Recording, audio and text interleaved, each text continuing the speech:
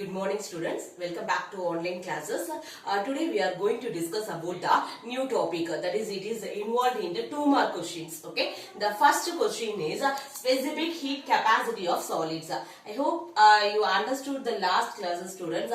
Last classes we have discussed about what is the degrees of the freedom and what is monoatomic, diatomic, polyatomic, if it is measured at if it is maintained at a low temperature and also maintained at a particular high temperatures. So these and all we have discussed in the last classes. Today, based on that topic, according to the law of equipartitions of energy, we are now going to determine the specific heat capacity of the solids. Okay, let us consider one solid. Okay, it has the n atoms. It has the n atoms. Therefore, these energies is undergoes into the vibrational modes. You know that in vibrational modes, how many energies are involved? Two energies. One is the potential energy and another one is the kinetic energy. Therefore, the vibration modes of the solid is possible is 2. Is it? Yes. Next, I need to find the average kinetic energy of the vibrations molecules in one dimension. See here. Next, I am finding out what is the average kinetic energy. You know that according to the law of equipartitions of energy, all the modes of this is equal to the average kinetic energy, that it is equal to half kBT. Is it right? Yes. So that I am writing the solid, the average kinetic energy of the vibrational modes. So the vibrational modes, the degrees of the freedom is 2. In vibrational modes, the degrees of the freedom is 2. So I am writing that half kBT into 2. When I am cancelling these two values, I got that answers kBT, where kB is a Boltzmann constant and T is a temperature. Can you got it? Yes. So, in 3 dimensions, so it is the average kinetic energy of the molecules of the solids in the 1 dimensions. So, I am converting it into the 3 dimensions.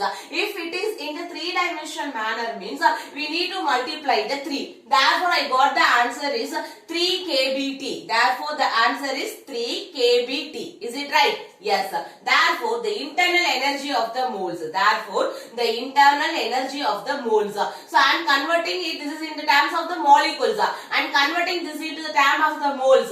So, in order to conversion, so you just multiply by the Avogadro numbers. You know that. What is called the Na? This is called as the Avogadro's numbers. So, I am changed that internal energy into the moles term. Therefore, I got the answer is 3 kB NaT. Just I am multiplying Na for this above equations. And then finally, I convert this. You know that this what is called R, where R is called as the universal gas constant.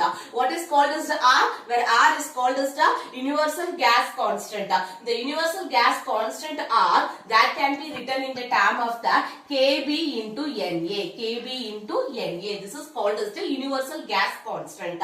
So you have to write simply in the manner of 3RT. 3RT. So this is the internal energy of the moles of the solid if having the n number of the atoms. Can you understand students? Next, what is the heading here? Specific heat capacity of solid. What is the specific heat capacity? First, I need to find out the specific heat capacity at constant volume. Therefore, Cv is equal to du divided by dt. What is called U? That U is called as the internal energy. So, what is the internal energy I got here? 3RT. So, 3RT. When I am differentiating with respect to temperature,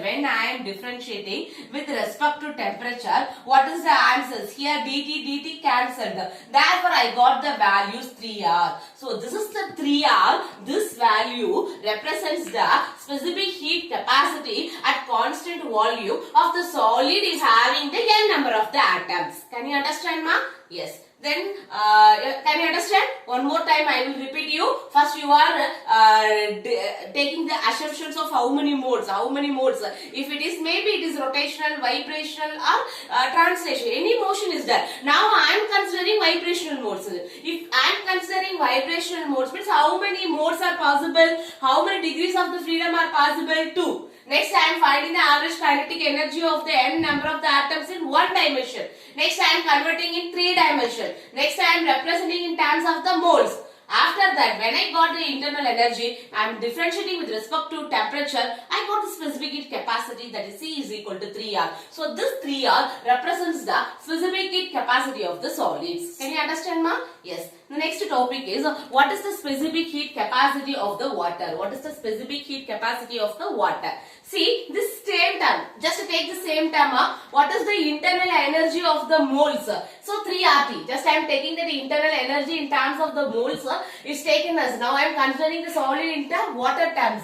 So in water, how many atoms are there? You know that water means how can you write that? H2O, is it right? Yes. Therefore how many atoms? Here 2 hydrogen atom and 1 oxygen atoms.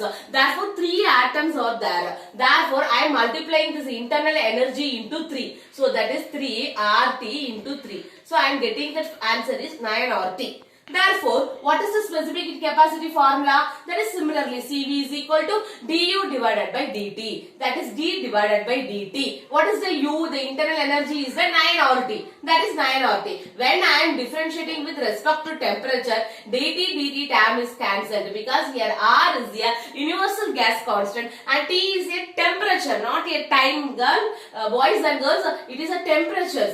So when I am differentiating with respect to temperature, I got the answer is 9R. This is the specific heat capacity of the water is 9R. Okay, can you understand? See, can you understand, students? Once again I repeat you. See, this is the internal energy. In last term we have discussed, what is the internal energy in terms of the moles. That is the 3RT. Okay. See, here I am taking and considering the water. So what is water term? H2O. Therefore, there are how many atoms are that? 2 hydrogen atoms and 1 oxygen atoms. Therefore, how many atoms in water? 3 atoms. So, what I can do here is, so I am multiplying the internal energy of the moles of the water term into 3. So, see, 3RT into 3. So, totally I got it 9RT. Next, what is the question here? To find the specific heat capacity. So, what is the specific heat capacity formula? C is equal to du divided by dt. Is it? So, what is the u? The internal energy term. The internal energy is 9 RT. Yes. So, what is dt and here t? So, this is the cancelled.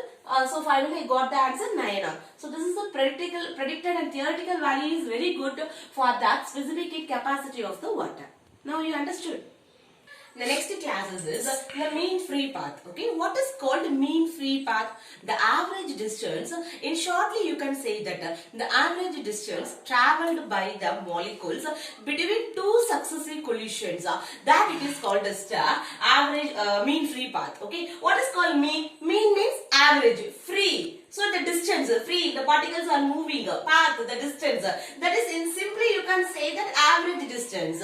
So the average distance traveled between two successive collisions is called as the mean free path. Okay. For examples, I can tell you something. Okay. See, if you in your cylinder, when the gas molecules or leakages from the kitchens, you are not able to smell it immediately because the molecules, it takes some time delay. Can you understand? See, and also another one examples I will say you. If you are using odor from perfume in an open room, you can't analyze the smell immediately. Can you know that why? What's the reason? Yes, it takes a time delay because the molecules are in a number of finite and small sizes. They cannot move in a straight motions. They can move in a randomly and make colliding with each other. So it takes some time delay. When will you reach to us? Okay, so that this is the reasons when you are hearing the smell, that is the gas leakages from the cylinder, and also you are using the perfumes. It takes some much more time when it is reaches you because the molecules are not able to move in a straight line. They can move zigzag motions or random motions. What is called random motions? It moves in all the direction. That it is called as the random direction. So when it is moves in a zigzag motions and collide with each other, after then it can travel, means it takes some time to reach it. Okay, this is the reason for that. The molecules are taking of number of the finite small sizes to reach us. Okay, so this is the examples I am taking here. Let us consider one cylinder. Okay, that cylinder having the diameter is D. Okay, and the length of the cylinder is taken as L.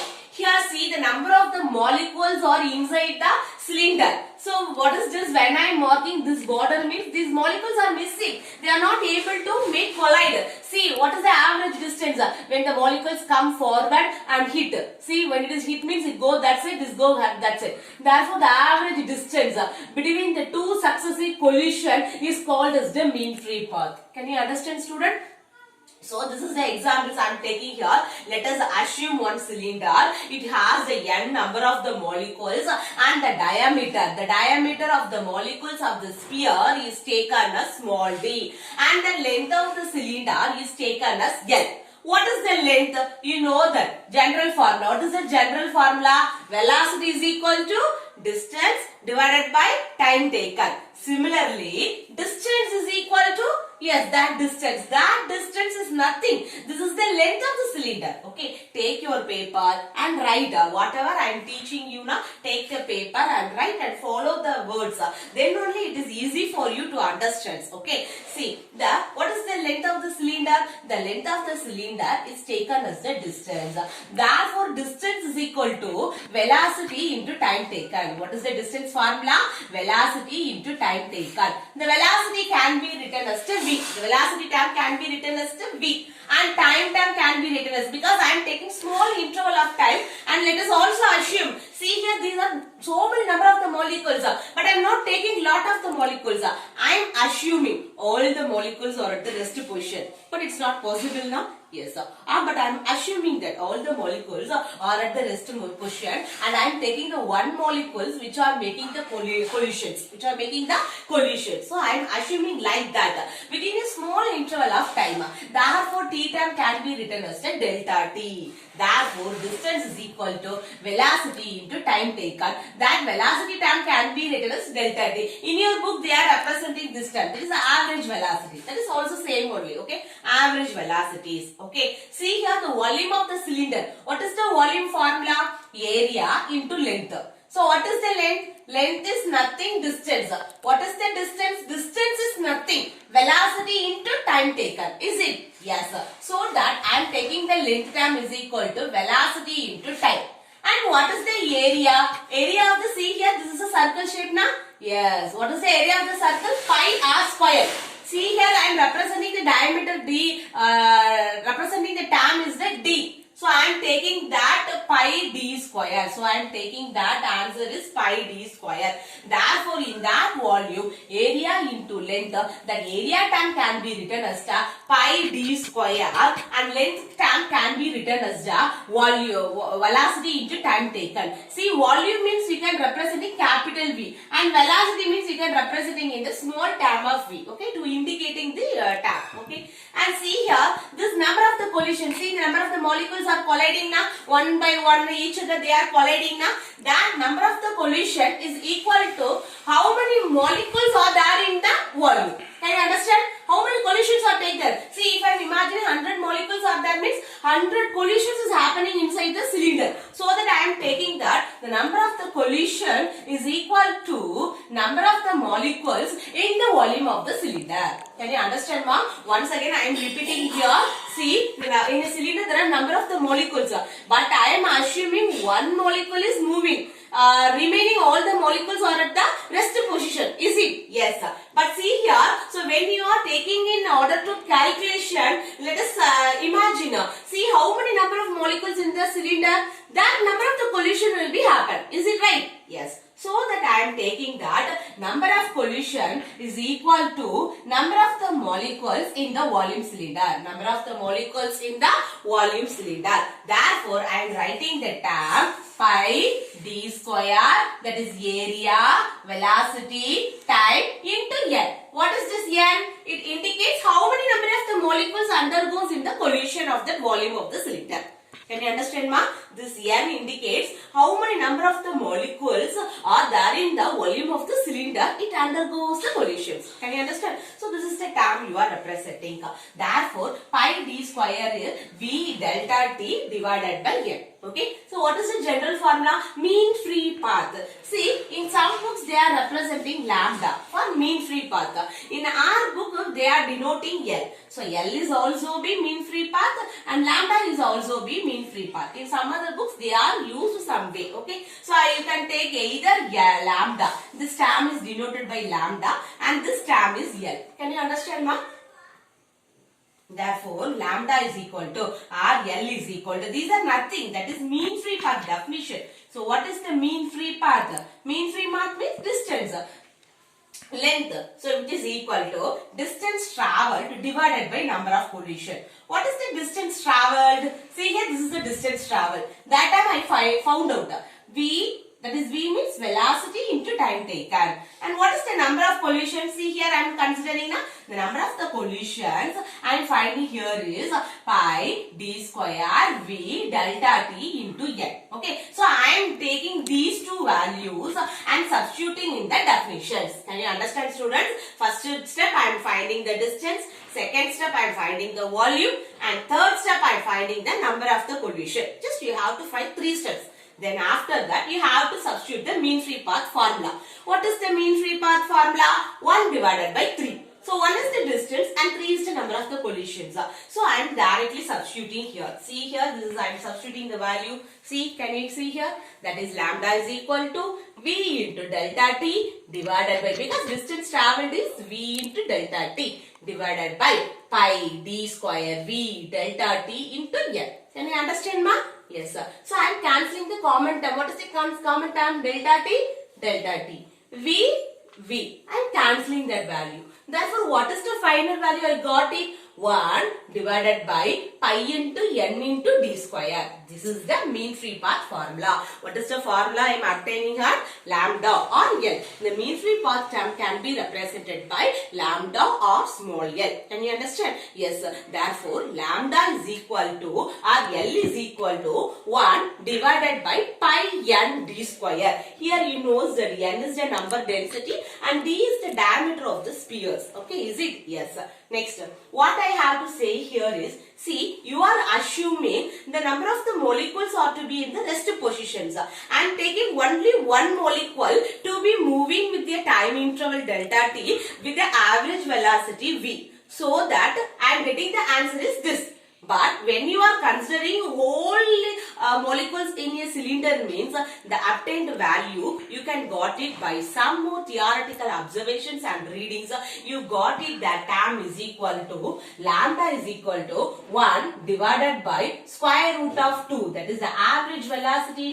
That is the average velocities you can take as 1 divided by square root of 2 pi N d square. When you are taking all the molecules are moving in the random motions. These are you are studying in your higher classes. Okay. See here, up to this I am finding out the mean free path to assume all the molecules are at the rest position. Only one molecule is moving. So when I am taking all the molecules are colliding means what is that average mean free path? So I am taking the term is 1 divided by square root of 2 pi into N into d square. Here N is the number density.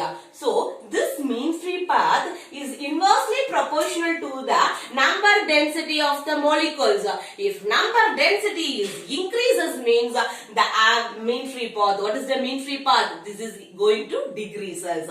So that I am concluding here, what is this lambda? This lambda is inversely proportional to 1 divided by N, and then second, this lambda is directly inversely proportional to diameter of the sphere. So these are the conclusions values I am obtaining from this mean free path. Can you understand, ma? See the mean free path, last time we found that value is L is equal to 1 divided by square root of 2 pi N d square. Is it? Yes, this is the last step in your book. Is it completed? But instead of we are going for the numerical problems, there are extra 2 terms are involved. So these things, these are not in your book.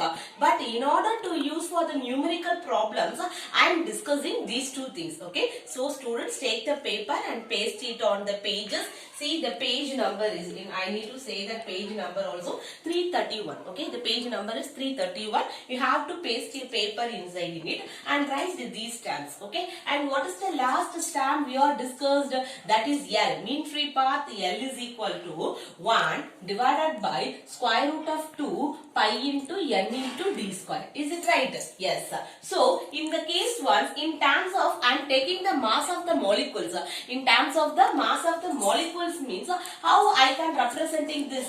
See here, that's L is equal to, I am multiplying m on the both sides. I am multiplying m on the both sides. So when I am multiplying the m on the both sides, what is the answer? See here, m divided by square root of 2 pi n m d square. Can you got it, ma? So in order to representing the molecules, mass of the molecules means just I am multiplying the small m, that is mass, in the general formula. See, this is the take this equation as to 1.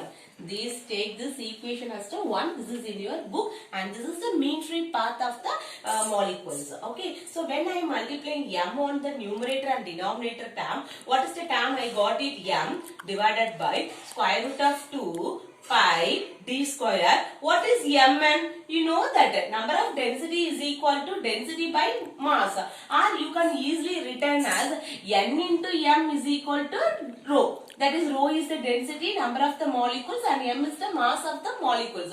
It is a general formula. Students, can you remember this? This is a general formula. So I am taking this n and m and indicating this in the term of rho.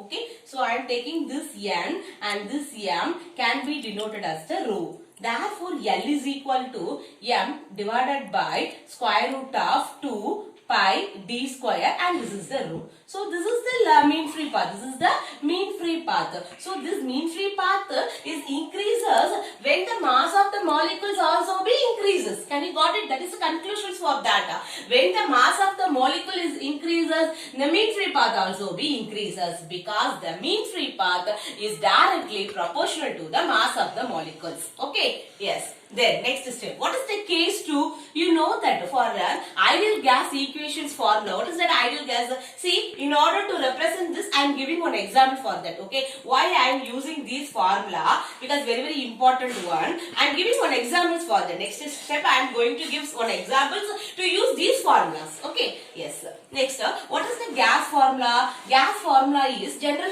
gas, ideal gas. That is perfect gas equation. For that perfect gas equation, or you can say that ideal gas equation, that is PV is equal to NKT. For P is equal to NKT divided by V. What is the N? Number of the molecules per unit volume is equal to number density. You know that number of the molecules per unit volume is equal to number density. So I am writing this N by V is equal to N K T. So from that, what is that N?